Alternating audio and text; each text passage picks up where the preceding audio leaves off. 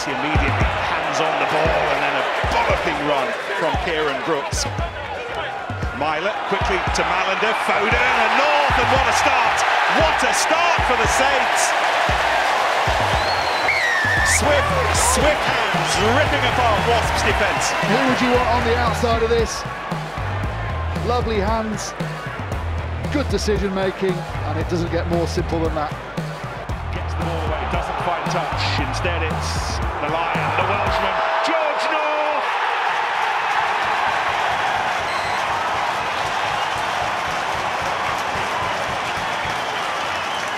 Might have cost them 60,000 quid when he played for Wales in the autumn, but he is priceless. A brilliant finish from North. Picked out his opposite number, Charlie Walker, and then aware that he was the last defender on that side, so if he just bumped him, he could go all the way down the touchline, and the wherewithal to slide from far enough out that the cover couldn't get to him, and the momentum takes him over the line. But just look at this, easy, drops that right shoulder into his man and uses the momentum as he bounces out to get the march on Molinar to the corner. Harry Malder easily converted for a moment of magic from North that will live long in Franklin's Gardens folklore. The Welsh winger collecting the ball from the subsequent kick-off, going inside Henry Slade to leave the majority of the extra 15 in his wake. He found Nick Groom, who offloaded to Rory Hutchinson. The Scottish centre racing in for a memorable score on his Premiership debut. Good sense a bonus point try was in the offing, and after having one attempt denied by the referee for a knock-on by Luther Burrell, George North was on hand to put the icing on the cake for Jim Mallander's side. I think there's turnover there. Yes, there is. Will Cliff with the exit kick forcing George North back. Now, North revs his engines and gets going for the first time in this match. Through the tackle of Harrell, through Jarvis. George North on the rampage. Takes the Saints back up to the 22.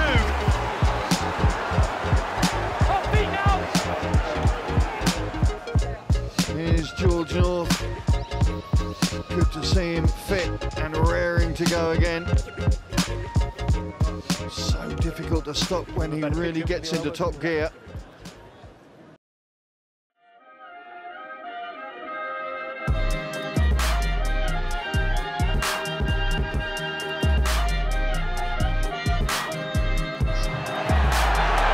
Ford waits. Ford goes, and they've got their bonus point. And it's a try for Jonny May, and now he has two. Unbelievable game.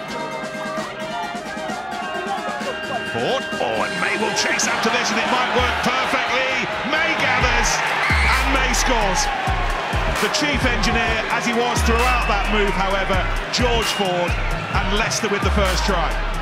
And it's a wonderful try. Really good to hear Ben Youngs asking the referee, JP Doyle, have I got penalty advantage? George Ford also knew that they were playing a penalty advantage, and an exquisite little chip kick in behind for Jonny May to run onto. Couldn't have timed it any better. Bounce perfect for Jonny May. And Leicester are up and running. They've hit Bath right at the start of this game.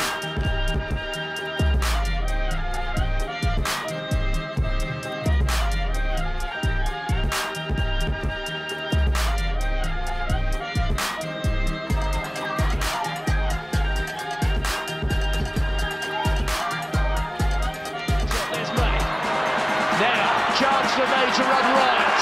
He has to.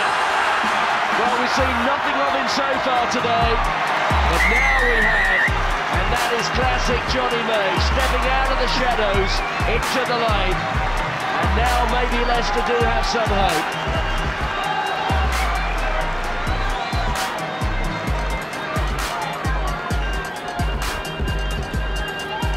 Well, the timing of the run just about perfect there from Jonny May. Couldn't afford to be out of the blocks too early. It was superbly weighted. And so difficult to defend against that sort of run. Poaching is O'Connor. O'Connor looking for support outside, and he finds it in the for Jonny May. And May gets his first try of the season.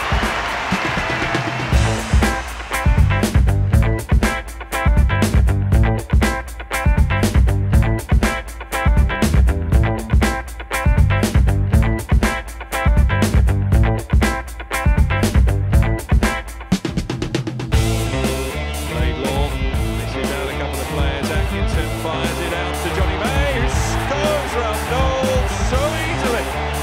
Over for his second try. Gloucester straight back into it. Jack Knoll stays down. Gloucester stay alive. Atkinson flings it wide, and Jack Knoll going to ground on the knees. Back up on his feet, so he's not coming off.